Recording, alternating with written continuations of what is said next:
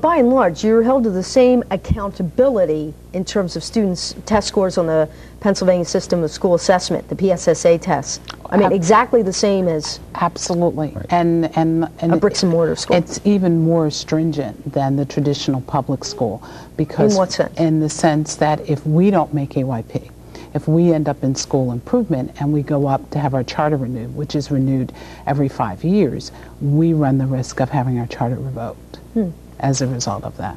All right, let's take a call from Jeff in Redline. Jeff, welcome to Smart Talk this evening. What's your question or comment? My comment, I have twofold. I actually went to school to be a teacher, and I've looked at the curriculum for both PAVCS and the public school, and the public school seems to be failing in certain areas.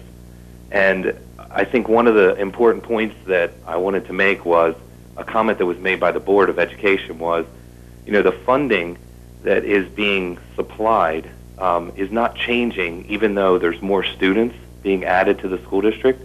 So they have no ability to fund, you know, extra programs and curriculum and stuff like that. So this is a real bonus for students to actually get an education from an awesome curriculum that I've actually taken a close look at. Right. And you know, really drive that. So I think the comment that was made earlier about the funding being across all public and private and you know, cyber schools being the same, then that's great. But it needs to be across the board. Right. Well, thanks for your call this evening. I wanted to come back to that because there are two issues. One, how do you fund these schools? How do you hold them accountable?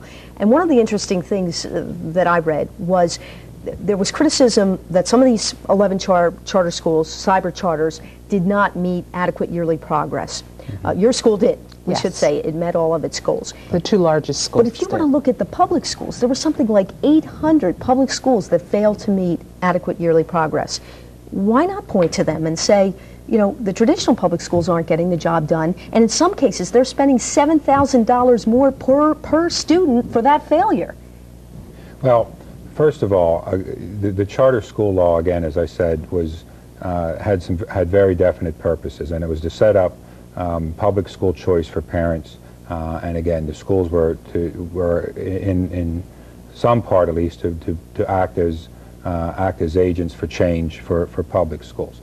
I realize that there are, and I'm not sure if it's 800. That sounds a little bit high to me. But do you think they're not doing that? Do you think cyber charters aren't meeting that mission at this point?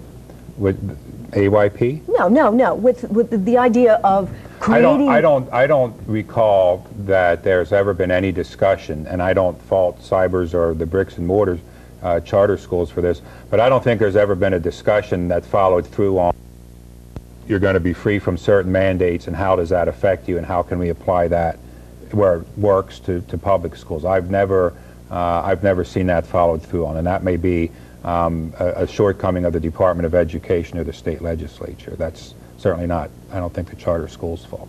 Do you fundamentally believe, though, that if the state passes a more uniform tuition, that it will not drive these schools out of business and they will be able to continue to flourish? Well, again, the uniform tuition isn't the problem, it's where they set it. And I think the figure you used at $5,800 earlier in the show, I think probably would drive them out of business.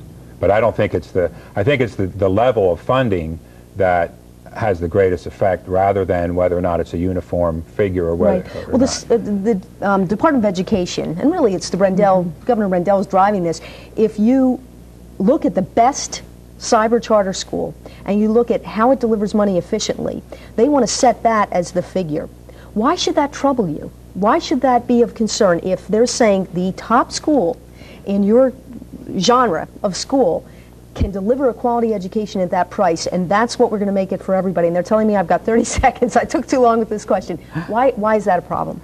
I think you have to look at the school itself, and you have to look at the schools where they are and what they're delivering. And this school that you're referring to has about 600 students. We need to look at what are the levels of those students. One of the things we know in education, the greater the academic needs of the student, the more it costs to educate that student.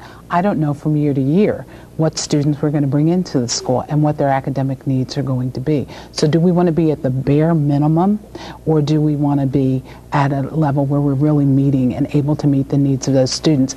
And if it's the school I'm thinking about, it's the 21st century cyber charter in Chester. Right, the CEO did say at the hearings that the number would be 6,800 for him. All right, well, we'll have to end the conversation there. I want to thank you both for joining us. We'll see how this unfolds in the General Assembly.